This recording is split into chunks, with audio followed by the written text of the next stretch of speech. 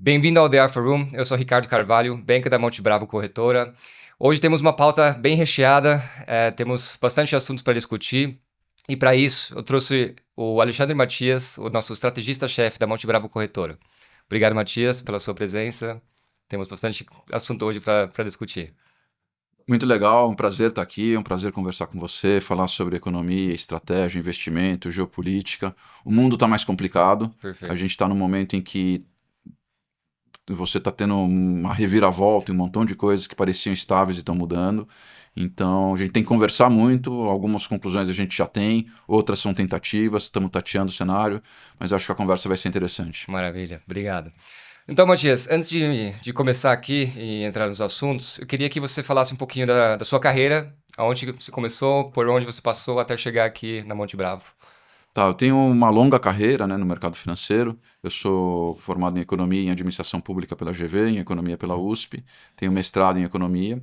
Eu comecei minha carreira no Banco de Investimento Garantia, como trader de futuros, de dólar, ouro. Depois eu fui fazer o mestrado. Quando eu voltei, eu entrei no Unibanco, né? Entrei primeiro na área de risco, depois fui para a área de economia, me tornei economista-chefe, depois diretor de renda fixa e multimercado. Quando teve a fusão com o Itaú, eu me tornei diretor de mandatos exclusivos, que congregava as áreas comerciais e de gestão dos mandatos que tinham um nome, né? A gente dizia que se o mandato tinha um nome, era um mandato exclusivo. Então, eram os mandatos private, mandatos corporate e os investidores institucionais, né? Então, era praticamente uma mini asset dentro da asset do Itaú. Muito bom. Depois disso, eu saí, fui para o Bradesco, fui ser na área de desenvolvimento de produtos, né? Foi uma época em que a gente estava...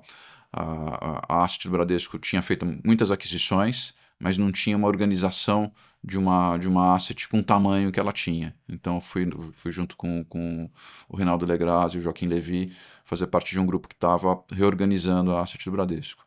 Daí veio a aquisição do HSBC, eu fui um dos responsáveis por conduzir a integração com a asset do HSBC.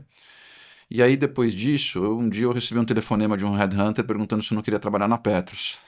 Eu falei assim, não, acho que não, né? As pessoas que passaram por lá tiveram problemas depois, né? Eu falei, acho que não é a minha praia. É. E aí o que estava acontecendo é que na gestão do Bolsonaro, a Petrobras tinha sido privatizada, o Sim. Roberto Castelo Branco assumiu a diretoria da Petrobras. Sim. E implantou uma gestão totalmente profissional, né? Então, o processo de seleção dos diretores da Petros foi para o Headhunter, né? Foi compartilhado entre a Petrobras e os representantes dos eleitos no conselho, né? Mas foi um processo conduzido para o Headhunter. E eu fui selecionado, recebi esse convite, e depois que eu entendi o mandato, eu conversei com as pessoas que tinham passado por lá, né? O Daniel Lima, o Walter Mendes, que tinham feito o trabalho, na verdade, mais desafiador, né? Eu acho que isso é uma coisa que as pessoas não sabem, né? O desafio grande, quem enfrentou foram eles, porque eles pegaram um momento de muita tensão, tiveram que fazer o PED, né? A informação de que o déficit que tinha sido produzido ia ter que ser pago pelos participantes, né? Que é uma coisa dramática, né? Então foi um momento de muita tensão. Eu cheguei num segundo momento em que já havia uma compreensão de que a diretoria da Petros e o diretor de investimentos em particular, que era a minha função, eram aliados, né? A gente tinha que ser parte da solução, a gente não era parte do problema, então pude ter o apoio tanto da empresa quanto dos participantes. Minha relação foi sempre muito boa e a gente fez em conjunto, né? Com o presidente que chegou depois, o Bruno Dias, a gente fez uma reviravolta, um turnaround na estrutura da Petros, a gente mudou completamente a estrutura da gestão. Eu me inspirei muito no banco, num fundo de pensão canadense, né? Sim. E o modelo de gestão, a forma de estruturar a asset, os processos, né? Foi meio que uma inspiração adaptada à realidade brasileira e acabou que funcionou muito bem. Depois que eu saí, as pessoas me dizem assim, talvez a performance que a gente teve foi muito boa, né? Eu cheguei na Petros em maio de 2019, a Petros tinha 82 bilhões, eu saí em 2021, tinha 120 bilhões, né? Então foi um crescimento grande. Sim. Eu tinha uma conta que é curiosa, né? Que se eu fosse um asset independente, né? Se a gente fosse um asset independente, a gente teria sido a terceira melhor asset De performance. de performance nesse período de 2 anos e meio. Só que a gente tinha 100 bilhões. Então, se eu fosse compor né, a performance consolidada de todas as assets até chegar no patrimônio de 100 bilhões, a gente era o melhor asset. Né? Então foi realmente um desempenho muito bom. Isso ajudou a validar as mudanças de processo. Acho que assim, o ser humano não tem, assim, que nem técnico de futebol vive de resultado, o diretor de investimento vive de resultado, não tem magia, né?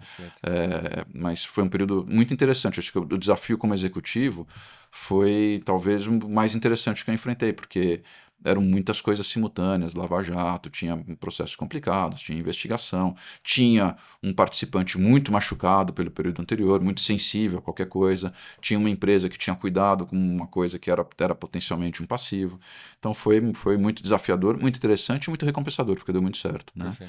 E aí, quando se aproximou o período eleitoral, eu falei, não quero estar num cargo que tem... eventualmente pode ter, né?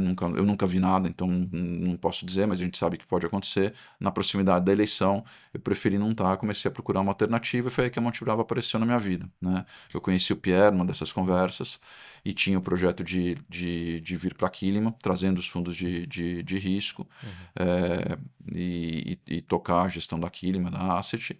E a gente fez isso, né? Foi muito bem sucedido nesse período, mas a Asset como um todo, eu vim na condição de CEO da Asset, foi muito bem sucedido num ambiente muito desfavorável aos fundos de risco. Né? Então, o Wealth cresceu significativamente, a área de mercado de capitais cresceu significativamente, os fundos de crédito e os fundos imobiliários continuaram andando muito bem, mas o ambiente ficou muito hostil para fundos de risco. Né? Na verdade, nos últimos 3 anos, nenhum fundo multimercado conseguiu captar de maneira significativa, poucos conseguiram remunerar além do CDI. Né? Então, a classe está sob questionamento. Eu acho que a gente está tendo um processo de reconfiguração do mercado e nisso a gente mudou também na Monte Bravo a estrutura. O Pierre me convidou, depois que a gente virou corretora, para assumir a posição de estrategista da corretora. E eu assumi esse desafio com muito prazer, na mudança de posição do banco. Né? Eu sempre consumi research das outras casas. Agora eu estou no desafio de gerar pesquisa e olhar um público que é muito mais pessoa física do que investidor institucional. Então tem uma adaptação de linguagem, tem uma tentativa de falar de forma mais simples, sem perder a sutileza e a complexidade dos assuntos. Né? Eu digo sempre que você não faz um assunto complexo ficar simples, né? Não dá para você achar que uma discussão geopolítica, uma estratégia comercial, a discussão de política monetária possa ser resumida em 2 tweets ou numa conversa de táxi. Perfeito. Mas a gente tenta fazer isso da maneira mais simples possível. Maravilha. Não, muito bom, muito bom. Uma carreira realmente de mais que 30 anos, certo? Mais que 30 anos. Foi isso, Don't tell anyone. Ótimo. Então, Matias, vamos direto ao assunto. Aconteceu bastante coisa, principalmente essa semana. Nós tivemos uma super quarta, né? Então, hoje é o dia 1 de agosto. Que praticamente na semana que vem também vamos ter... vai entrar em vigor o tarifaço, né, que os Estados Unidos colocou no Brasil. Então eu queria que você comentasse um pouquinho esse anúncio do Trump, dos 50% de tarifa que ele vai colocar, ou já definiu que vai colocar no Brasil. O que isso realmente vai trazer de risco? Esse risco é um passageiro, é realmente estrutural? Quais são os segmentos também que vão ser mais influenciados no Brasil e também talvez nas classes de investimentos? Bom, vamos por partes. Primeira coisa que a gente tem que dizer é muito difícil ler o Trump. Né? Hoje a política no mundo ficou muito complexa, a gente vive um processo de polarização violento, né? Virou um fla-flu. Tem um processo que eu acho que talvez seja a coisa mais preocupante do ponto de vista de estruturação da democracia, que é uma tentativa de invalidar o outro. A gente não tem mais adversários políticos, a gente não tem mais pessoas que pensam diferente, a gente tem inimigos que não têm legitimidade. Né? Se você é Flamengo, você não vê legitimidade no Corinthians, se você é Corinthians, você não vê legitimidade no Flamengo, e virou uma coisa de maluco, né? Porque você não constrói o diálogo, você não constrói solução, você não constrói continuidade, e a verdade é o seguinte: os estados, as nações, só avançam se tiverem políticas de nação, política de estado. Não dá para cada 4 anos eu virar totalmente o barco. Assim, as políticas de estado, elas requerem décadas, elas não requerem anos. Né? Então isso é muito preocupante a estruturação do debate, muito difícil falar qualquer coisa, porque quando a gente faz podcast, outro dia eu fiz uma apresentação no Rio, foi uma coisa engraçada, né? Terminou a apresentação, veio um senhor falar comigo, assim, não, o senhor é petista. Porque eu falei algumas coisas boas que o PT fez, algumas coisas boas que o Lula fez. Né? E eu falei, não, eu não sou, não tenho muita preferência, eu sou um analista, hoje em dia eu sou mais espanhol, né? Aí governo eu sou contra, então eu tenho que ser analítico, eu tenho que ser frio, né? Daí tudo bem, eu conversei com o cara, gostou da apresentação, e depois veio um outro e veio falar assim, não, você é bolsonarista, né? Na mesma apresentação, porque eu falei que a política fiscal do Lula estava conduzindo a gente a uma catástrofe, que ia dar errado e está dando errado, né? Então, a gente tem que abordar tudo isso com certo cuidado, né? Então, esse preâmbulo todo para endereçar a sua pergunta, o que acontece é que o Trump é um personagem muito difícil de ler, né? Ele não tem um ideólogo muito consolidado, né? Ele improvisa soluções, né? Essa questão toda de guerra comercial foi uma coisa, quando você estuda a origem, né? É meio que de deixar o cabelo em pé. Na campanha anterior ele precisava, né, de um cara para falar de política externa, encontrou esse professor obscuro, né, um cara tipo medíocre, o Peter Navarro, Então, que tinha escrito um livro, né? E no livro dele defendia tarifa e falava um montão de coisas que parecia agradar ao Trump, então não é que tinha um pensamento, foi mais uma ideia do Trump que foi encontrar uma base teórica. E aí, quando a gente foi agora, que isso aí virou uma política, o livro foi submetido a um escrutínio mais amplo, no livro do Peter Navarro, ele falava, não, segundo Ron Vara, do Ron Vara disse que tarifa é maravilhoso, daí todo mundo assim, quem é esse Ron Vara, né? Ninguém nunca ouviu falar. Foram pesquisar um personagem fictício. Tanto que nas novas edições, teve que ter um disclaimer no livro falando que esse personagem é fictivo. Ou seja, o cara inventou um personagem, os argumentos dele não existem. Então essa é a base teórica que o Trump está trabalhando para defender as tarifas. Agora tem um outro paper do Stephen Miran, que está dizendo que o fato do dólar ser a moeda de reserva fez o dólar ficar sobreapreciado e que isso dificulta as exportações, perde competitividade. Nenhum economista sério concorda com isso, né? As coisas não são bem assim. Então é muito complexo de ler, né? Quando você olha esse quadro todo, eu acho que tem duas coisas que a gente pode dizer desse tema. Primeiro é estrutural, no sentido de que representa uma mudança radical na geopolítica e na extensão que a geopolítica influencia os mercados financeiros. Então, daqui para frente, você tem sempre que olhar a questão geopolítica. Eu sempre fiz, né? Eu sempre faço um mapa de risco, boto temas relevantes. Eu sempre botei lá risco geopolítico. Mas era quase como um disclaimer, porque eu não esperava realmente que alguma coisa acontecesse. Agora não, agora o risco geopolítico está lá e a qualquer momento pode acontecer uma coisa importante que tem efeito sobre os mercados, né? E qual é o tema desse risco geopolítico? O que está por trás? O que está por trás é uma tentativa dos Estados Unidos, uma tentativa do Trump, que pensa dessa forma, né? De manter e ampliar a hegemonia relativa dos Estados Unidos num mundo que não é mais um mundo da Pax Americana que a gente viveu desde a queda do Muro de Berlim. Então agora tem a emergência da China como potência, vai ter a ascensão da Índia nos próximos 50 anos, né? Então você tem um mundo tripartite, quadripartite, não sei quantos vão ser os integrantes de ponta disso, a liderança vai continuar com os Estados Unidos, mas os Estados Unidos está fazendo uma tentativa, no fundo, de deter o avanço da China. Essa é a questão dos americanos, essa questão do Trump, né? Os democratas faziam de um jeito, o Trump faz de um outro jeito, mas a questão de fundo é a China. E aí, quando você vem discutir isso, então, portanto, é uma coisa estrutural, é uma coisa que vai ficar, e aí a gente vem examinar e a gente começa a perceber os erros da diplomacia brasileira. Eu acho que o Lula não soube ler esse novo ambiente, né?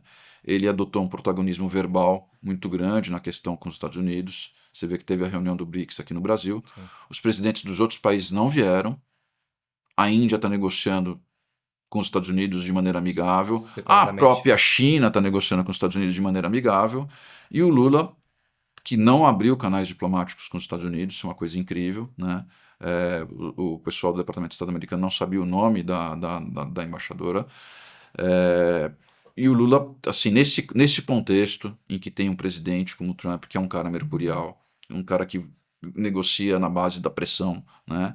Os outros BRICS negociando com os Estados Unidos, e a gente não abriu o canal de negociação, foi mais no viés ideológico, e o Lula falou muita coisa errada. O Lula adotou um certo protagonismo verbal na luta contra os Estados Unidos. Falou mal das tarifas, ok, né? Falou mal do Trump, né? E começou a estimular essa ideia da moeda dos BRICS. Então, acho que a gente saiu de uma zona cinzenta que a gente não estava na mira de ninguém para virar um protagonista. Daí junta isso as questões políticas, as questões da complicação. Então, sim, é uma coisa estrutural, veio para ficar, a gente tem que compor o cenário com isso. Dito tudo isso, o Trump é, antes de tudo, um negociador. E eu acho, a minha leitura, é que ele tem uma necessidade psicológica de ganhar as negociações. Ganhar na mídia, seja verdade ou seja mentira. Então, qual que é a estratégia que eu imagino seja mais eficiente para negociar com o Trump? Não reage, não provoca, até porque a gente não tem condição de jogar para igual com os Estados Unidos, né? Seria mais ou menos como, sei lá, um time da segunda divisão jogar com o Real Madrid. Assim, joga na defesa e torce para empatar ou perder de pouco. Se a gente for jogar para igual, a gente vai tomar uma goleada, né? Não tem muito o que discutir. Então, a estratégia ideal é você baixa a temperatura, negocia, propõe coisas para os Estados Unidos que possam dar para o Trump a ideia de que eu fiz pressão e consegui isso. Então a concessão não precisa ser nem tão grande, ela precisa ser mediática e produzir uma sensação de vitória mediática para o Trump vender como o cara que negocia bem, é duro e ganha. Então acho que a estratégia tem que ser essa. O problema é que como entrou essa pauta política de censura e de envolver as empresas de mídia americana, você saiu do âmbito estritamente comercial e entrou para um âmbito político Brasil e Estados Unidos. É isso que foi o erro da nossa estratégia. A gente ganhou um antagonismo que não existia antes. E aí tem um paradoxo, né? Para o Trump é muito barato brigar com o Brasil, não tem muita consequência para eles. Tipo, o Brasil não é importante, o Brasil um café aqui, Muito algumas relevante, coisas ali, mas não é uma coisa fundamental, enquanto os Estados Unidos é muito importante para o Brasil. Sim. Só que o Lula ele está jogando um pouco para os dois lados. Ele deveria baixar a temperatura e negociar, mas ele está tendo um ganho político imediato nessa conjuntura de chamar que o sentimento de patriotismo, de dizer que está sendo atacado, as pesquisas ele estava despencando nas pesquisas e isso propiciou uma alavancagem. E aí ele está em dúvida, será que eu faço o que é bom eleitoralmente ou faço o que é bom para o Brasil? E não está claro para onde ele vai.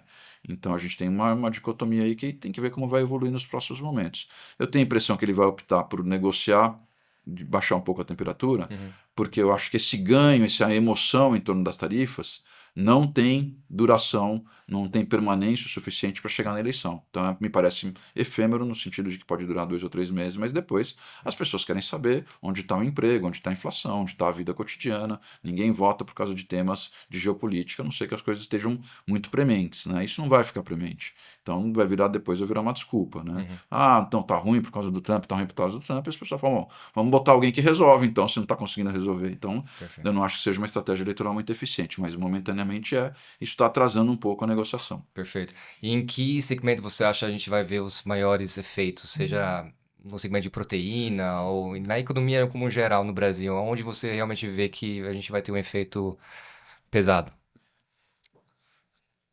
Isso vai depender de como vai evoluir, tá? A minha hipótese de trabalho é que, à medida que o tempo passar, a gente vai entrar num padrão dos outros países, que antes a gente imaginava que ia ser 10% de tarifa, agora o piso está virando 15%.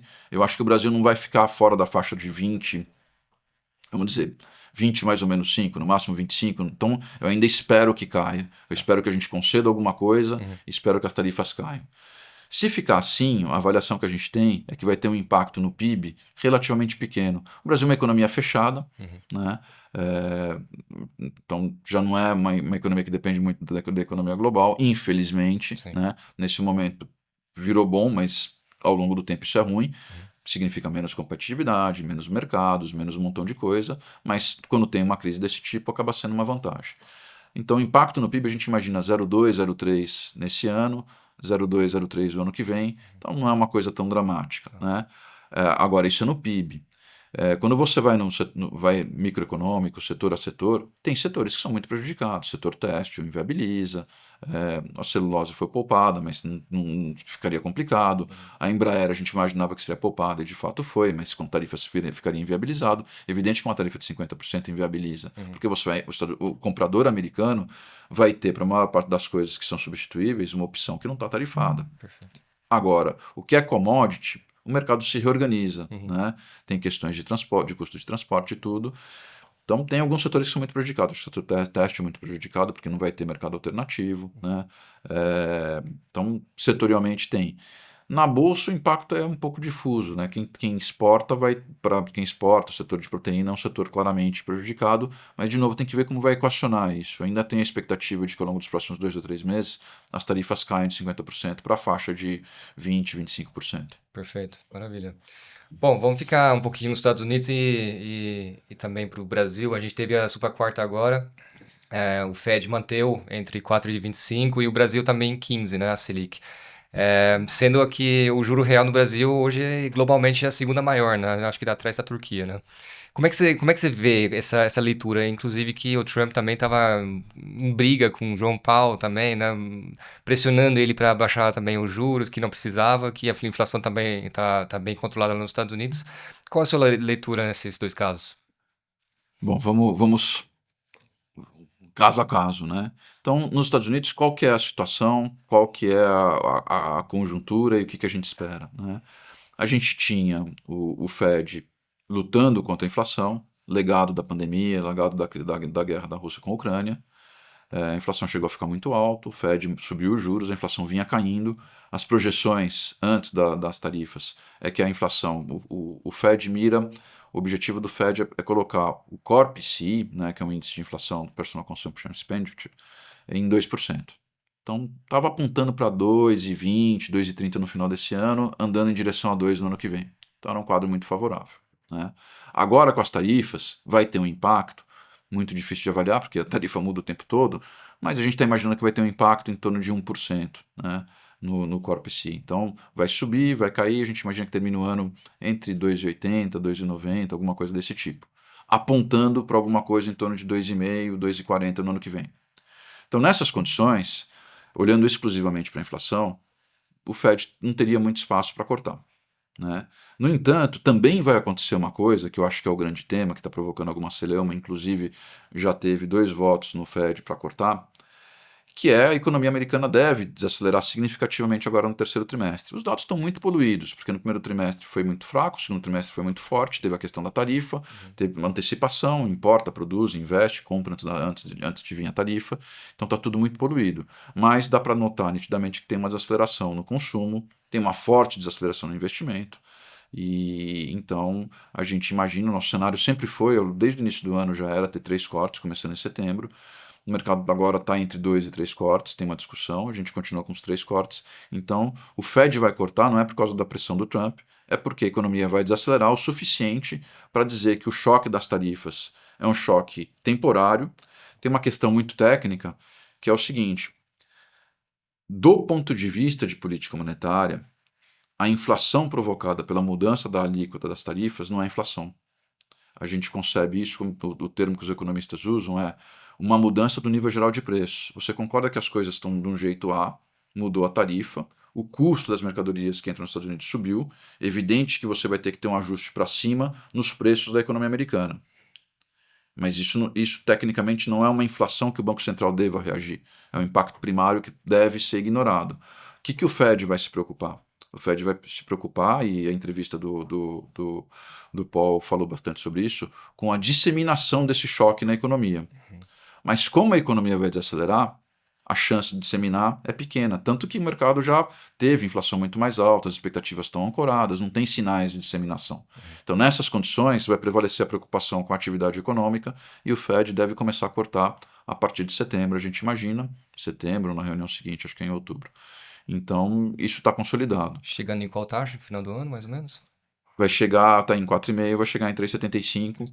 Se começar em setembro, vão ser 3 esse ano. Se começar em outubro, vai na sequência e vai chegar em 3,75 no ano que vem. Mas, assim, o ano calendário é um pouco duvidoso, né? Se começa em setembro, se começa depois, mas que vai cortar 3 vezes e vai chegar em 3,75 daqui a 6 meses, vamos dizer assim, me parece muito seguro. Então, não faz tanta diferença. Agora, deixa eu falar um pouco do outro aspecto, né?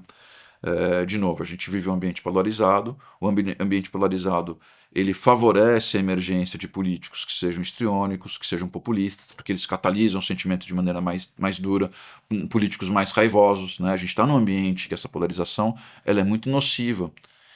E você vê no mundo inteiro a emergência de políticos com perfil populista, né? de esquerda e de direita. A gente tem no Brasil o Lula um presidente populista de esquerda, nos Estados Unidos a gente tem um presidente populista de direita, que é o Trump. Né? E o que os populistas têm em comum? Eles não são responsáveis por nada. O populista nunca é responsável por nada. Da herança maldita do governo anterior, a culpa do Trump aqui no Brasil, e o Trump está fazendo a mesma coisa. A culpa é do Powell que não corta a taxa de juros, não é minha que estou elevando a inflação. Né? Os populistas precisam de um inimigo. Eles precisam de ter um inimigo para galvanizar esse sentimento de vítima, para se alavancar em cima disso, para meio que criar um efeito Teflon nas coisas que acontecem, dizer que, putz, eu estou lutando, mas a culpa é de terceiros. Né? Governo bom não põe a culpa nos outros. Governo bom resolve os problemas. Né? Assim, governo bom é que nem juiz. Acabou o jogo, você não sabe o nome do juiz, o juiz apitou bem. Governo bom é igual. Se você tem que discutir o que o cara tá fazendo, porque assim, ele tá botando a culpa em outro, tá? Não, aqui o Lula tava criticando o Roberto Campos também, né? É igual, né? Sim. O presidente populista bota a culpa nos outros. Então é isso que está acontecendo. Mas isso é muito preocupante, porque os populistas, eles desmontam o equilíbrio institucional de checks and balances, que é o equilíbrio da democracia. Então, o Trump está, de maneira muito radical, desmontando o arranjo institucional da economia americana em vários aspectos. A gente está num ponto de tensão institucional nos Estados Unidos muito grande. Né? E aqui no Brasil a gente teve um momento que foi mais intenso, mas com a mudança da presidência do Banco Central isso refluiu. O Galípolo está fazendo um bom trabalho, está atuando como deve atuar, com independência. O juro real no Brasil está alto, podemos mudar aqui um pouco para a discussão para o Brasil. A gente está com juro real muito alto, 15% é uma pedrada. Né? Se o juro base é 15%, o custo de capital das empresas, depende da empresa, depende do risco de crédito, está na faixa de 20% a 25%. Sim. Que negócio consegue carregar um custo de capital da ordem de 20%, 25%? Não existe. Né? Então a gente está numa conjuntura econômica muito ruim. Aponta para uma coisa ruim. Né? Por que o juro tem que ser tão alto no Brasil? Porque a política fiscal está completamente equivocada. A gente tem a política fiscal, ela está equivocada do ponto de vista estrutural e ela está equivocada do ponto de vista conjuntural. O estrutural é porque a gente está rodando déficits muito grandes. Né? O governo assumiu com uma dívida de 71,7% do PIB, vai chegar em 2026 com 85%, 86%, então a dívida vai pular 13, 14 pontos percentuais do PIB. Isso é um descalabro, é um fiscal completamente fora do lugar. Sim. A gente está numa trajetória explosiva de dívida. Um país emergente não pode ter uma dívida de 90% do PIB. Dá crise. A Dilma tentou e deu crise. Se a gente repetir, assim, a definição de loucura é você esperar que você faça as mesmas coisas e produza resultados diferentes. Né? Então vai dar crise. Então esse é estrutural. Mas a política fiscal está errada do ponto de vista conjuntural também. Porque no momento que a economia está crescendo mais do que o potencial, que você não consegue produzir, está tendo que aumentar o déficit comercial, está reduzindo o superávit comercial, está tendo que importar cada vez mais porque você não consegue suprir internamente, então está claro, está tendo inflação, está claro que a economia está além do potencial. O que a política fiscal deveria estar fazendo? Ajudando o Banco Central a segurar. O que a política fiscal está fazendo de verdade? Todo dia seria a notícia de um estímulo. Né?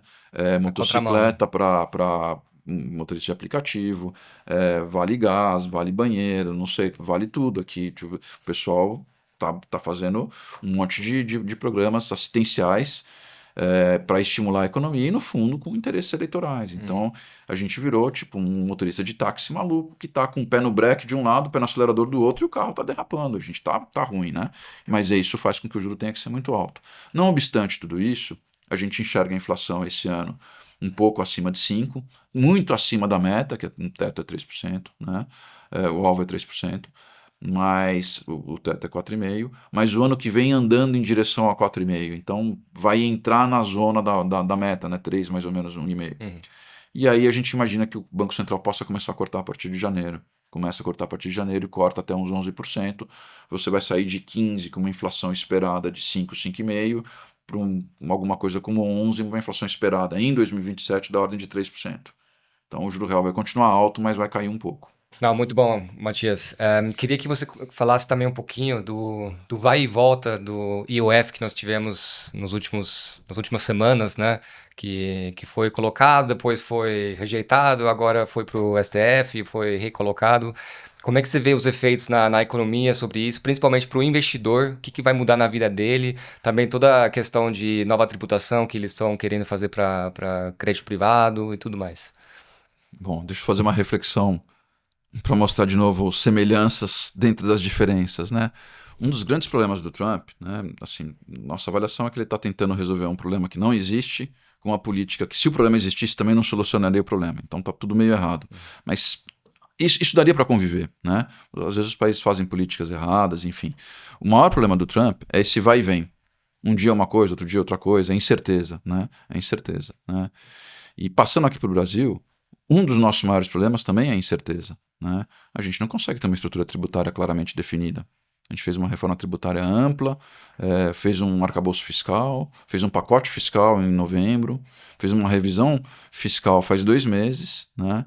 E parecia que ia dar tudo certo na revisão fiscal. O orçamento foi aprovado com atraso, o governo apresentou um orçamento, a gente sabia que as despesas estavam subestimadas, as receitas superestimadas. Daí, quando você criticava, você era acusado de não, você é do outro partido, é ideológico, né? E aí, 2 meses depois que o orçamento foi aprovado com atraso, vem um pacote, tipo, de surpresa, de um dia para o outro, não foi negociado, tecnicamente muito mal concebido, né? Com erros de conceito, um vexame, né? No dia seguinte teve que mudar, assim, é lógico que errar é melhor corrigir o erro, mas não é muito razoável você ter um erro desse tipo, né? Alguém deveria ter olhado para aquilo e ter percebido que os fundos não eram o fato de você ter um CNPJ não te caracteriza, o fundo é diferente. O Ministério da Fazenda tem técnicos muito competentes. Quer dizer, as coisas foram feitas com pressa. As seguradoras não têm condição de cobrar sobre o PGBL e VGBL. Né? Então tem um monte de questão que foi mal endereçada. Mas o que mais me chocou, sobretudo, foi o fato de o governo usar um imposto regulatório com objetivos arrecadatórios. Né? Porque tem um princípio da anterioridade, né? Um imposto para arrecadar, ele tem que ser apresentado num ano para valer no ano seguinte, ou o princípio da noventena. Se você for elevar uma tarifa com ato executivo, você tem que fazer isso com 90 dias de antecedência, depende do imposto, tem a sua regra. Né? Mas você não pode fazer um imposto com efeito arrecadatório e valer para o dia seguinte pela questão da incerteza. Isso é um princípio tributário no Brasil. Né? E aí eu não entendi muito bem, não sou advogado, quando o Congresso derrubou, eu falei, me parece pertinente ter derrubado porque usar o IOF com objetivo arrecadatório não é válido, porque o IOF só pode ter a sua tarifa aumentada no dia seguinte porque é uma tarifa baixinha com efeito regulatório. Né? Então essa distinção é muito importante. Mas eu não sei se a derrubada foi porque o governo não podia fazer aquilo, ou questões mais técnicas, ou porque as regras não valem mais no Brasil, né? Os julgamentos são mais políticos do que em torno das regras, não sei dizer porquê, mas o fato é que depois o Supremo derrubou. Eu ainda tenho para mim que é inconstitucional, você não pode usar um imposto regulatório com efeitos arrecadatórios para vigência imediata, eu não tenho dúvida de que isso está errado. Né? Agora, na confusão que o Brasil ficou, assim, as regras não valem, né? Não sei qual regra que vale, a gente está num ambiente de incerteza. Qual que é a repercussão disso? Incerteza. O que consumidores e investidores, sejam investidores em mercado financeiro, sejam investidores em economia real, fazem quando a incerteza sobe? Se retraem e a economia enfraquece. Então é tudo muito ruim, né? É tudo muito ruim. Em especial porque, no caso do Brasil, a questão não está nos impostos. A gente já tem uma carga tributária extraordinariamente alta para uma economia emergente. A gente é a economia emergente que tem carga tributária mais alta do mundo. A gente tem uma carga tributária de um país desenvolvido. Sim. E serviços de países muito abaixo da nossa renda. Então o problema do Brasil não é a carga tributária. O problema do Brasil é a eficiência do gasto público. E esse tema ninguém está endereçando. Então, recai sempre sobre a arrecadação. E aí, uma das coisas que também me deixou chocado na discussão é que, não, vamos tributar o andar de cima. O IOF é o pior imposto para isso, porque é um imposto regressivo. Quem mais vai pagar é quem tem dívida. E não sei, você não precisa ser economista para saber que quem tem dívida são ou as empresas que estão tendo dívida para investir ou porque estão em dificuldade, ou as pessoas que têm que comprar as coisas no parcelado. Então, a dívida ela pega os mais pobres, porque quem tem dinheiro escapa de endividamento. Então, é um imposto muito ruim, muito distorsivo, foi muito mal feito. Dito tudo isso, como a nossa situação fiscal ela é trágica, é melhor esse remendo ruim do que deixar um buraco fiscal. Agora, não dá para provar o que foi feito. O que deveria ter sido feito é a redução de gasto. O governo Lula aumentou muitos gastos. Sim. Ele fez a PEC da transição, que tem um valor presente hoje de uns 270 bilhões. Então a gente está correndo atrás de 20, 30, 40 bilhões, mas lá na partida teve 270 bilhões de gasto. Então a questão é gasto, a questão não é arrecadação. Agora, se o governo não tem condição de propor uma discussão sobre os gastos, uma discussão sobre indexação, uma discussão sobre reforma trabalhista, uma discussão sobre reforma previdenciária, vai ter que fazer outra, né? A gente vai precisar fazer isso em algum momento do tempo. Ou enfrentar uma crise fiscal idêntica à que a gente enfrentou com a Dilma. Crise, inflação, recessão, né? Assim, é o que é. A verdade, a realidade econômica, ela não muda porque você não gosta dela. Ela aparece, ela bate na tua janela. Perfeito. Não, muito bom. Matias, para o próximo bloco, queria que você entrasse um pouquinho no detalhe, onde está o Alfa hoje no mercado? Onde você vê em toda essa bagunça, né, vamos dizer assim, nessa incerteza aqui no mercado macro aqui no Brasil, onde você vê as oportunidades, principalmente para o investidor, seja renda fixa, seja outros segmentos de investimento? Esse é um tema muito interessante, muito complexo. Não tem uma resposta, não vou te dar ABC, não existe, né? O nome The Alpha Room é um nome espetacular, né? A busca pelo alfa, né, com o conceito de você ter um ganho maior do que o custo de oportunidade do dinheiro, no caso do Brasil, o CDI, é uma busca dos gestores, tem muitos livros escritos sobre isso, é um tema muito, muito interessante, né? Acho que a primeira coisa que a gente tem que dizer, no caso do investidor brasileiro, que tem uma condição muito particular, é que no Brasil, a renda fixa, historicamente, se você comprar bem, isso é mais verdade, mas se você comprar mal, isso é ainda verdade, por incrível que pareça, a renda fixa paga muito bem no Brasil. Isso porque o Brasil tem um juro real muito alto. Estruturalmente, a gente tem tido um juro real muito alto, Sim.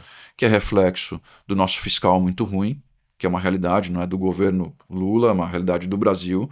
A gente precisa trabalhar sobre isso, não é um problema desse governo ou daquele governo. A gente caminhou numa direção, depois da Constituição de 88, em que os direitos são muito amplos, o que é bom, né? Mas não cabem dentro do orçamento do Estado. E aí a gente não vai ter direito nenhum, país em crise não tem direito, né? Quando a gente teve a recessão da Dilma, quem mais perdeu são as camadas mais pobres. Eu sempre falo isso, a recessão ela é péssima para todo mundo, mas ela é particularmente cruel para quem é pobre. A gente é um país desigual, então produzir igualdade não é uma expressão de desejo, é uma expressão de políticas consistentes e sustentáveis, e o crescimento ao longo do tempo resgata as pessoas da pobreza. Né? Não tem muita magia, o mundo tenta isso, e o aprendizado que a gente tem nos últimos 100 anos é que é preciso políticas de crescimento consistentes e sustentáveis. Tentativa de estimular demais o PIB, empurrar pelo fiscal, ela produz ganhos eleitorais, produz um crescimento efêmero, mas ela gera desastres. E a gente tem experiência histórica recente aqui para comprovar isso. Bom, voltando ao tema do alfa, né? Então a renda fixa no Brasil ela te dá um alfa. O juro real no Brasil, a gente estima hoje que o juro real de equilíbrio está na ordem de 5,5%, então já é um juro real alto. Né? Se você comprar duration ou comprar risco de crédito, você acrescenta aos 5,5% 2, 3, 4 pontos. Né? Então você pode carregar a inflação mais 7, inflação mais 8, né? Inflação mais 9, eventualmente. E isso, do ponto de vista de geração de alfa, é extraordinário. Então, onde está o alfa no Brasil? Historicamente, conjunturalmente, o alfa está na renda fixa. Outras classes de ativo também são capazes de gerar alfa, mas elas são mais táticas do que estruturais. Né? Então, fundo multimercado é muito bom, ações tem momentos muito bons, a gente acha que é um bom momento hoje para ter ações. Fundo imobiliário é bastante bom, tem um alfa estrutural, porque você recebe hoje um yield em torno de 9%, 10%, livre do imposto de renda, tem uma chance de ganho de capital, então também é uma alocação boa. Né? Alternativos também é uma classe que oferece ganhos, tem a perda da liquidez. E tem o investimento no exterior, que a gente recomenda sempre, e aí o Brasil tem um paradoxo, o investimento no exterior. Ele diversifica a sua carteira, as pessoas o brasileiro tem muito pouco dinheiro investido no exterior, eu sempre digo, todo mundo deveria ter pelo menos 10 ou 15% investido no exterior. Isso provavelmente não te custa uma perda de alfa, porque historicamente o investimento em dólar rende, se você pegar o 60-40, que é o investimento típico do americano, a gente usa como referência, ele tem uma rentabilidade histórica em torno de 8,7, 8,5%.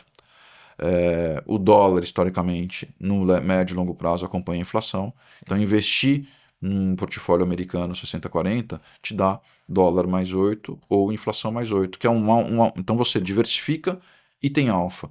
Agora, o mais importante, se você me permite aqui também, Sim. alfa é uma coisa muito importante para o gestor. Quem faz gestão, quem cuida do dinheiro dos outros, vende o alfa, né? A capacidade de gerar alfa. Quando eu penso nas pessoas físicas, eu penso que o objetivo deva ser um pouquinho diferente disso. Eu acho que quem tem uma riqueza financeira tem sim que se preocupar com o alfa, mas tem que, sobretudo, se preocupar com a segurança, né? Por isso que eu digo que preservação ela vem primeiro, porque é muito difícil, se você não for gestor ou investidor profissional ou especulador com sorte, né? É muito difícil você ficar rico no mercado financeiro, né? Assim, para tudo tem casos, para tudo você encontra expoente, mas a gente tem que avaliar as coisas pelas médias, né? O que um indivíduo médio, a gente deve sempre se supor um indivíduo médio, vai conseguir, né? Então, meu filho queria ser jogador de futebol.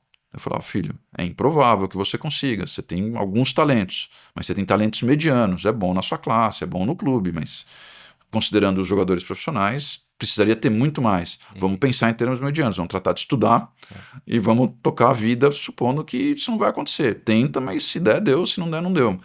A mesma coisa eu imagino que tem que ser os alfas das carteiras. A gente tem que pensar, a renda fixa historicamente me dá a inflação mais 5.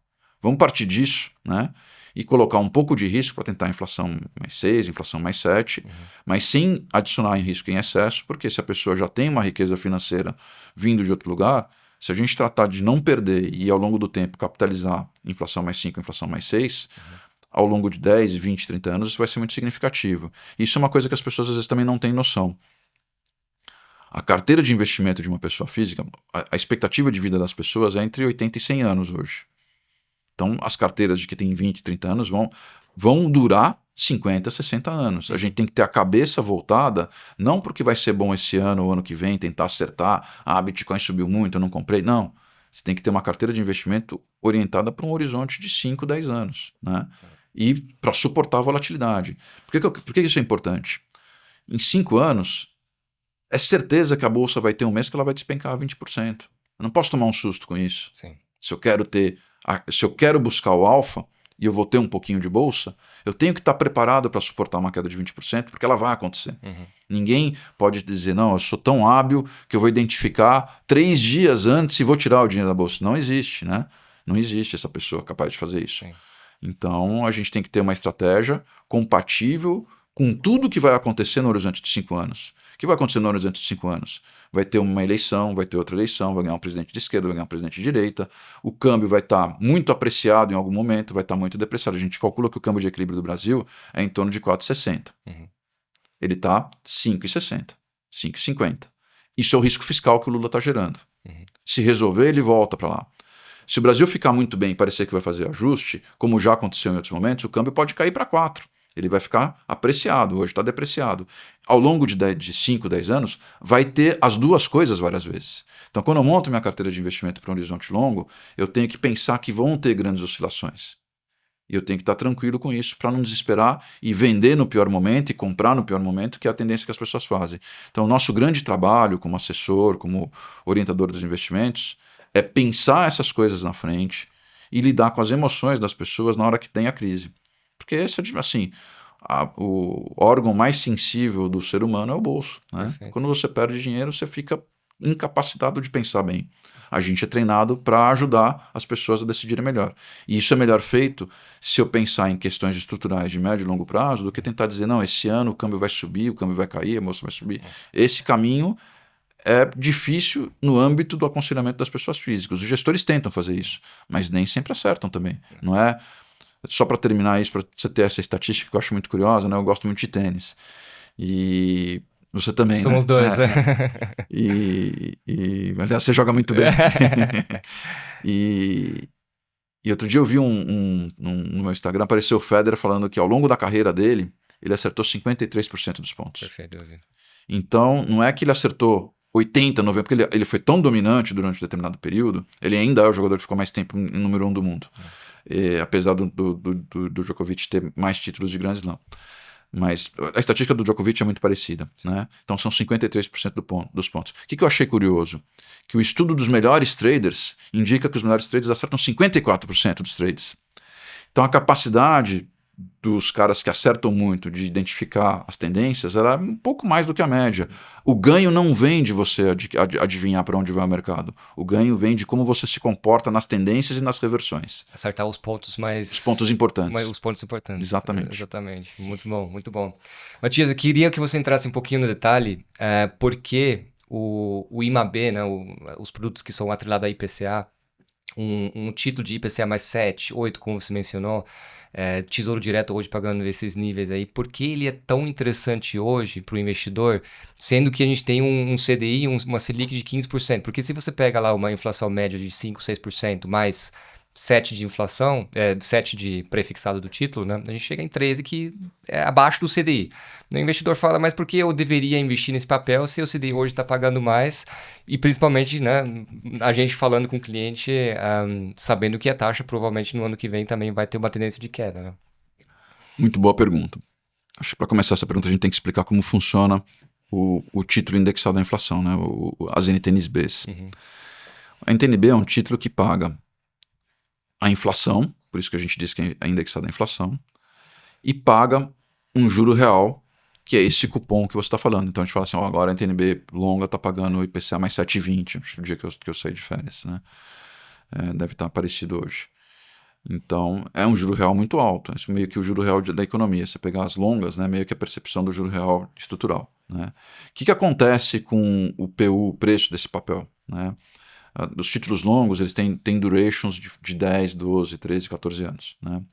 Então, cada vez que esse cupom oscila 1%, você multiplica pela duration, 12 por 12. Então, vamos imaginar aqui que a gente está hoje com IPCA mais 7,20, né?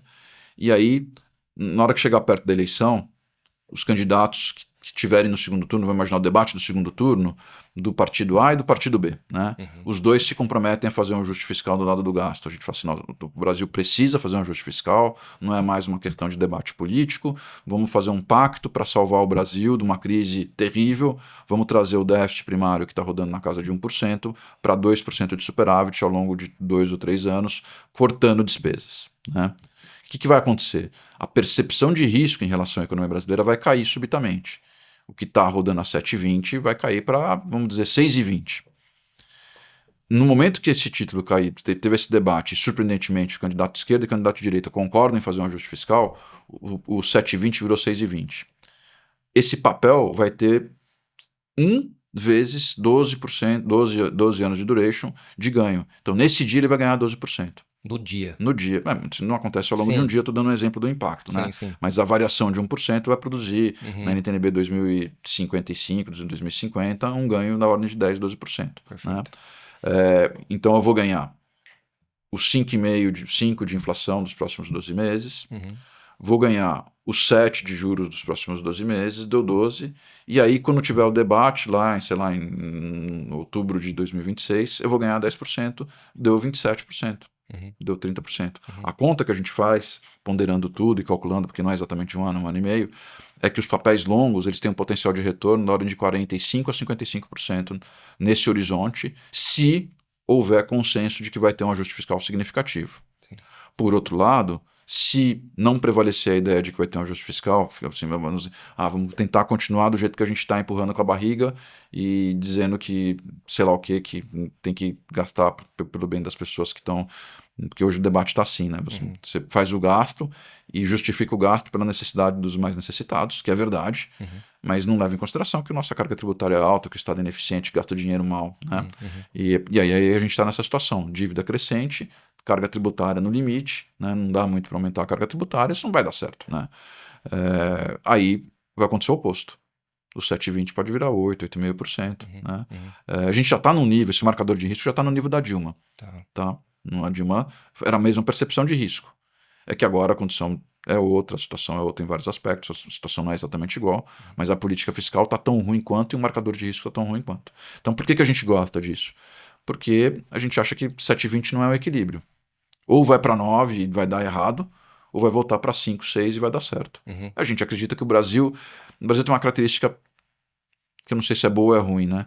A gente sempre está perto do precipício, a gente não faz políticas consistentes de Estado para reconhecer a necessidade. Assim, tem um trio no mundo inteiro, ninguém discute. Né? Na Inglaterra, ganha partido de esquerda, de direita, câmbio flutuante, austeridade fiscal. Né? É a base da política.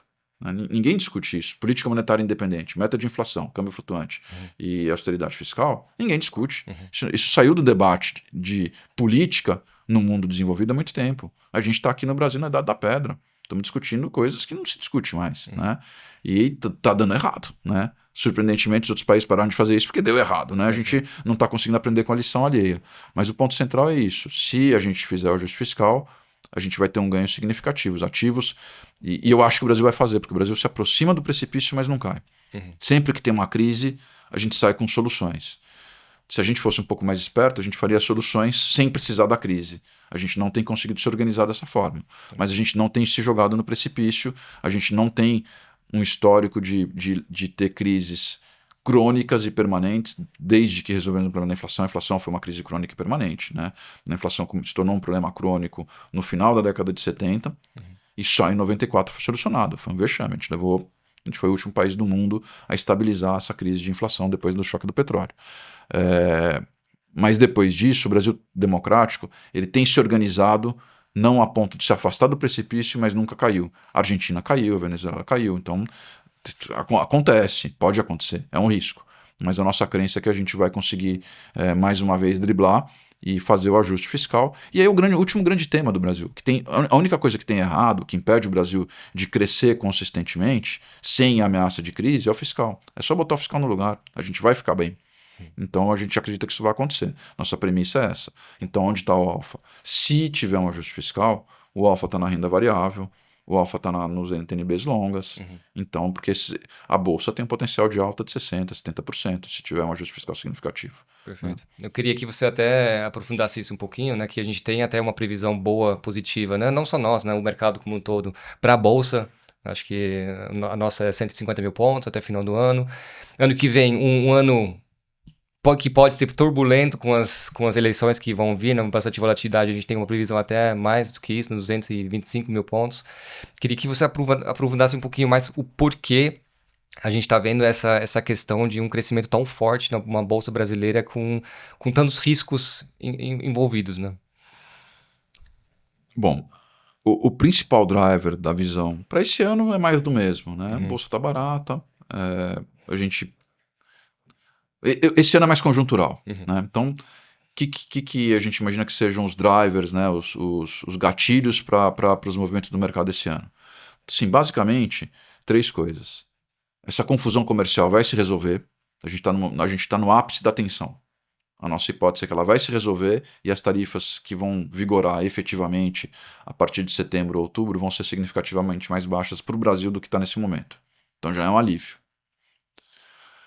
E os outros dois fatores são juros. Nos Estados Unidos, vai começar a cair juros em setembro ou em outubro. Se cair juros nos Estados Unidos, isso tende a ser muito favorável para os mercados de risco no mundo inteiro. E aí vai continuar a acontecer o que tem sido o grande mote dos mercados esse ano, que é um dólar enfraquecendo. O dólar enfraqueceu quase 10%, agora com essa confusão de tarifas, que não foi só com o Brasil, com o mundo inteiro, o dólar recuperou 2 ou 3%. A gente acha que ele volta a enfraquecer. E aí os mercados de risco no mundo inteiro vão se beneficiar. E a terceira coisa é juros no Brasil. Os juros do Brasil não vão cair esse ano, mas no último trimestre vai começar uma discussão de quando começa a cortar e quanto que corta. A curva vai fechar. A curva de juros futuros cai, as ações sobem. Então, isso tudo é conjuntural, é isso que vai empurrar a bolsa dos atuais 130, 135 mil para 150 no final do ano. Essa visão macro. Né? A bolsa vai continuar barata em termos de múltiplo. e a gente não vê um fluxo tão intenso. Para o ano que vem, o grande tema da economia brasileira não é só para a Bolsa, isso é uma questão que eu acho fundamental, é para nós brasileiros, né? A eleição do ano que vem ela marca um pênalti. E é um pênalti que é o seguinte: se o Brasil errar o pênalti, a gente vai para a segunda divisão. A gente vai para a crise. A gente vai para uma crise fiscal muito profunda e muito séria. E eu tenho a impressão que o debate eleitoral vai explicitar isso, porque as últimas campanhas eleitorais, elas não tiveram pauta econômica. Pauta econômica é muito ingrata na eleição, né? Que político que vai fazer a campanha dizendo preciso ajustar, preciso cortar? Isso não acontece normalmente, né? E as últimas eleições elas foram eleições definidas pela rejeição, né? O Bolsonaro ganhou contra o Lula pela rejeição à corrupção, com Lava Jato e tudo. O Lula ganhou do Bolsonaro pela rejeição à conduta do Bolsonaro na pandemia e com essas questões de golpe, né? Então a gente tá definindo os presidentes contra, está escolhendo o mal menor, as nossas eleições. A gente precisa sair disso, a gente precisa eleger propostas, a gente precisa eleger projetos. Não dá para imaginar que o país vai andar bem elegendo contra o incumbente ou o concorrente. A gente precisa restabelecer um pacto nacional, a gente precisa ter um projeto de país, a gente precisa ter uma liderança capaz de executar esse projeto, a gente precisa ter uma liderança que tenha apoio político, né? Precisa resgatar a política. Não tem democracia, não tem futuro se não for dentro da política, da ordem institucional, mas os jogadores da política também precisam se reenquadrar. Está tudo muito confuso, né? O STF legisla, o legislativo executa, o executivo está comprimido, a gente precisa botar a bola no meio do campo de novo. A minha expectativa é que essa eleição se dê em termos ela tenha um debate institucional e econômico, e o Brasil perceba que a gente ou bota a bola no meio do campo e reorganiza, independente de quem ganhar. Eu não acho que isso seja um tema ideológico. O Brasil, para evitar a crise, a gente precisa se reorganizar institucionalmente, funções dos três poderes, e a gente precisa reorganizar o fiscal. E eu sou confiante de que esse debate vai emergir e essas teses vão ter apoio. Eu acho que as pessoas vão entender que as crises estão relacionadas às discussões de política. E a gente não vai escapar dessa discussão. Acho que a próxima campanha eleitoral ela vai sair da polarização, vai sair do nós contra eles, vai sair desse tema e vai ter que discutir projeto de Brasil. E aí eu acho que nesse tema de projeto de Brasil vai ser fundamental a discussão de como a gente produz um país mais igualitário, como a gente reduz a desigualdade, fazendo o país crescer. Porque do jeito que a gente está fazendo, a gente vai produzir uma crise. Sim. E não vai reduzir a desigualdade, vai aumentar. Como a desigualdade aumentou assustadoramente depois da crise da Dilma. São coisas que as pessoas não sabem. A recessão da Dilma começou em 2013. A gente ainda não voltou na mesma renda per capita de 2013. Olha o drama. 15 anos perdidos por essa recessão. Então não dá para dizer que foi uma conquista. O que a gente ganhou de 2002 a 2013, a gente perdeu de 2013 a 2025. Perfeito, perfeito. Queria que você até aprofundasse um pouquinho essa questão da eleição no ano que vem, né? Você mesmo falou no começo, a gente teve esse, vamos dizer, marketing, né, do governo, que o Lula, ou o governo, né, escolheu um grande vilão, né, sendo o Trump, é eles contra nós. E do outro lado a gente tem candidatos como Tarcísio, né, Zema, de repente, né, que talvez vai ser um candidato ou não. Como é que você vê essa questão da briga? Porque também com toda essa mudança agora, tarifaço e tudo mais, até saiu uma matéria agora também recentemente, o Lula ganhou de aprovação, né, eleitoral no Brasil. Saiu uma matéria também agora no New York Times, no dia 30, fazendo mais publicidade sobre esse tema do grande vilão. Como é que você vê as chances? Como é que você vê essa questão da eleição no ano que vem? Bom, a primeira coisa que a gente tem que dizer é lembrar do Magalhães Pinto, né, que é um político mineiro antigo, que dizia o seguinte: política é que nem nuvem. A gente olha, tá de um jeito, dá 5 minutos, olha, tá de outro, né? E a eleição tá muito longe. Então, a primeira coisa que a gente tem que dizer é: as cartas não estão na mesa, é tudo muito incerto, a eleição tá muito longe, mas tudo indica que vai ser mais uma eleição decidida no Photoshop. Vai ter segundo turno, como é tradicional no Brasil, né? Desde o Fernando Henrique não tem um presidente eleito em primeiro turno. E vai ser um segundo turno equilibrado. Nessa altura do campeonato, a gente tem que dizer isso: a eleição é uma eleição incerta, né? Usualmente, o incumbente é favorito, e sendo o incumbente o Lula, que é o político popular mais importante da história do Brasil, né, é uma figura com um recall histórico, né, com uma presença muito forte, né, uma imagem muito consolidada, ele deveria ser super favorito. Né? E, no entanto, não é. Pelo contrário, até essa crise mais recente, ele vinha perdendo apoio. O termo que os consultores políticos falam tem um certo desgaste material, o PT não se renovou, as ideias não mudaram, né? Então tem uma equação ali complexa. Mas não ser o favorito não significa que ele vai perder a eleição. Né? Significa que a eleição vai ser equilibrada. Eu acho que isso continua valendo. Eu acho que a gente não pode achar que o desfecho da eleição está mudando muito, porque conjunturalmente você teve um período bom, assim como você tinha tido um período ruim no começo do ano, com as denúncias do INSS, tudo isso. Né? Não é por aí que a eleição vai se definir. Tem um modelo eleitoral de Brasil que funciona mais ou menos assim.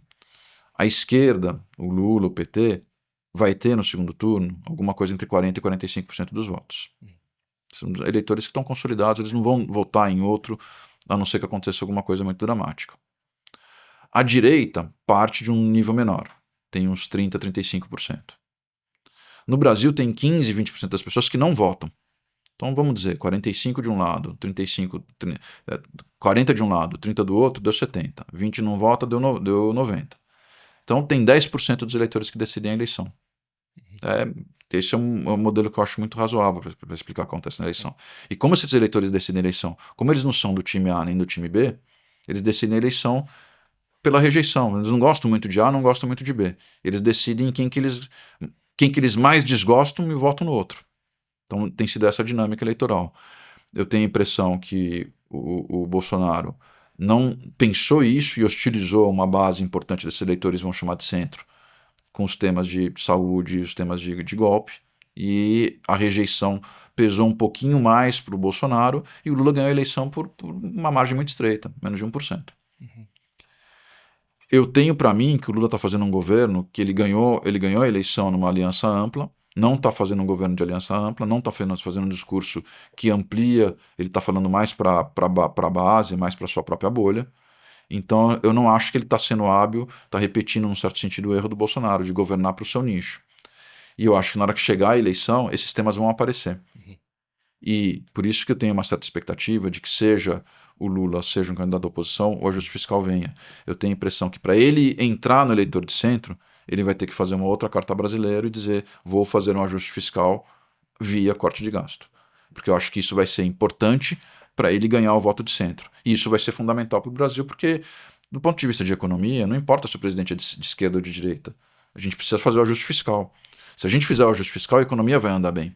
Não é uma preferência por viés ideológico, é uma preferência por políticas bem feitas. E hoje, no Brasil, quando você olha a dinâmica da dívida, não tem nenhum economista que não fale essa trajetória explosiva. Como é que uma dívida sai de 72 e vai para 85 no mandato presidencial e a gente incorrendo em déficits?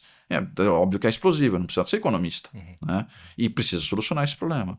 Eu tenho a impressão que a campanha vai exigir dos políticos uma convergência para o centro para discutir esse tema. E é isso daí, por isso que eu imagino que a eleição possa ser um fator de redução de risco. Você vai ter um compromisso de ajuste fiscal via corte de gastos, via melhora da eficiência do Estado, via fatores outros que não sejam o aumento da arrecadação, porque o Brasil está numa carga tributária muito alta. Sim. Não é que a gente não deva tributar porque é ruim. Não, a gente deve tributar predominantemente as pessoas mais ricas, está tudo certo, mas, por exemplo, o IOF não está fazendo isso. Isso não é verdade. Então a gente precisa repensar o gasto. A gente tem muito gasto ineficiente. Muito. Então não é tão difícil cortar, o mato está alto. É só ter um projeto, ter o compromisso e ter a liderança política. Talvez dizer seja um exagero. Mas o Temer fez isso, o próprio Bolsonaro fez um ajuste fiscal significativo. Então é factível, já foi feito num período recente com uma estrutura política que a gente tem hoje. Perfeito, muito bom. Matias, a gente está chegando aqui no final, mas eu queria que você desse o seu conselho para o investidor para os próximos 2 anos, como é que ele deveria se comportar com todo esse ruído que a gente está vendo, com todos esses assuntos que a gente discutiu até agora. Qual o seu conselho para ele manter a calma? O primeiro conselho, talvez a coisa mais importante que eu possa falar para o investidor, a coisa que eu posso ter muita convicção, porque é super consolidado quando você estuda finanças, é a ideia da diversificação, que no Brasil significa ter investimentos não correlacionados com o real ou com a economia brasileira. Veja só, as pessoas no Brasil têm uma renda que depende do Brasil. Ou você tem uma empresa que está no Brasil e te paga em reais. Ou você é um trabalhador de uma empresa que está no Brasil e te paga em reais. Ou você é dono da empresa que está no Brasil e gera dividendos em reais. Então a renda das pessoas, quase por definição, quase 100%, depende do Brasil. Sim.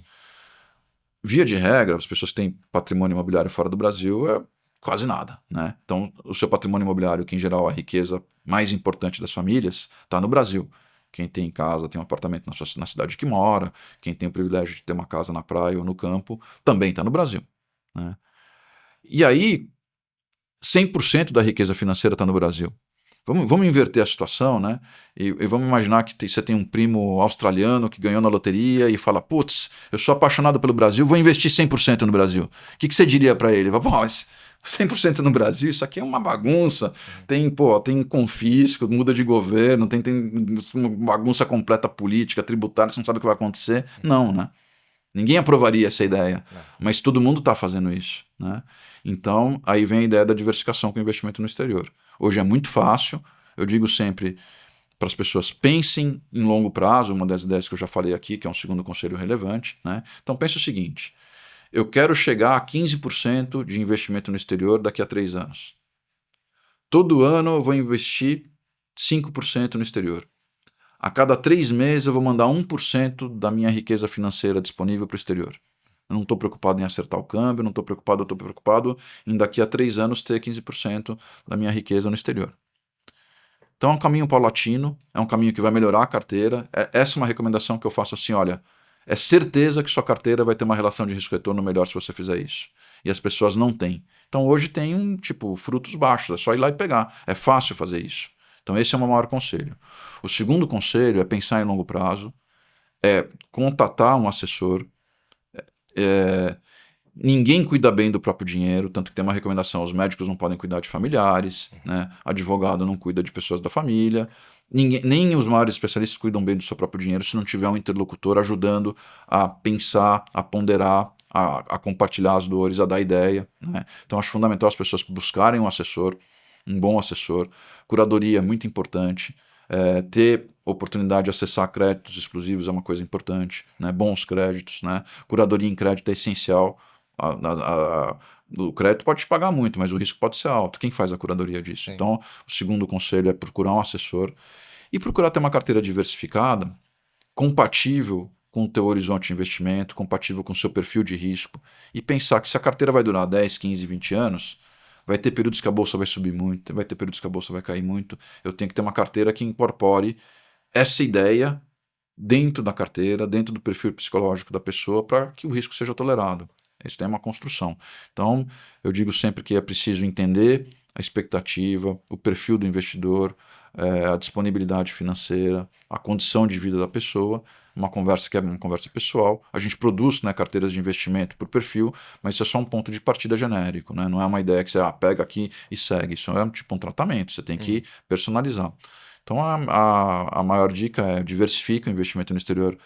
Isso vale para todo mundo, isso é uma convicção muito alta. A segunda é conversa com o investidor e monta uma estratégia sustentável para 10, 15, 20 anos. Muito bom, muito bom. Sempre um pensamento no longo prazo com uma estratégia definida, né? Muito bom. Perfeito, Matias. Obrigado aí.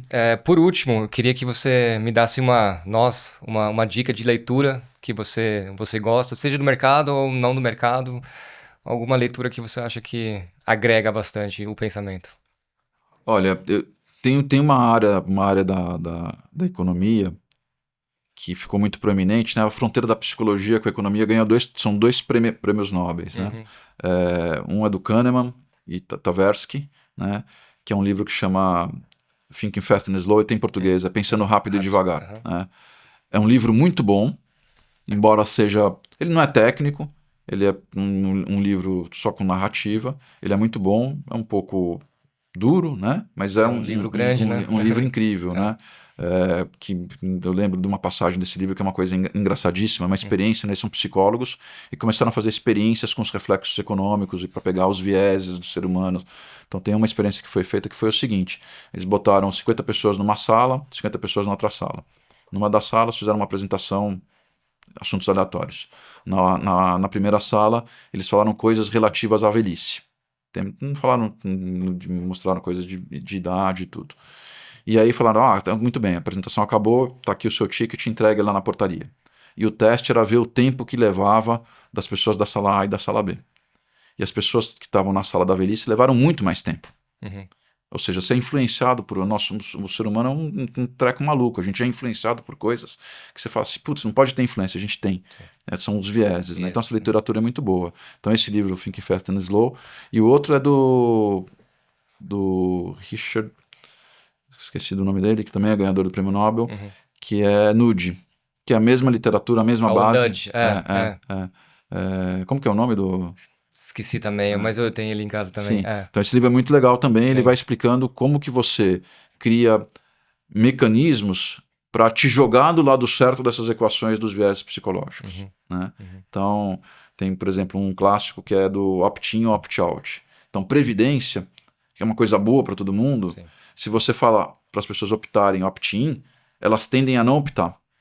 Se você fala, o default é, você tem previdência, a menos que você queira sair, daí todo mundo fica na previdência, é uma coisa boa. Então, quando você constrói os seus raciocínios, quando você constrói as políticas públicas, quando você constrói qualquer coisa, você tem sempre que pensar qual que é o direcionamento que tem impacto social, impacto pessoal, mais produtivo, e deixa aquilo como definição para as pessoas saírem se não quiserem. Né? Dá liberdade, mas meio que dá uma ajudinha para a pessoa ficar do lado certo. Né? Então é isso. Então são dois livros que eu acho fundamentais e são fáceis de ler e são interessantíssimos. Muito bom, muito bom. Matias, muitíssimo obrigado aí pela sua presença, pelo esse papo de alto nível aí. Espero que venha mais vezes para o nosso podcast aqui. Pessoal em casa, quem ouviu até aqui, muito obrigado também pela presença. Espero que consiga trazer mais convidados de altíssimo nível igual o Matias aqui para a gente conversar e debater. E espero que gostaram.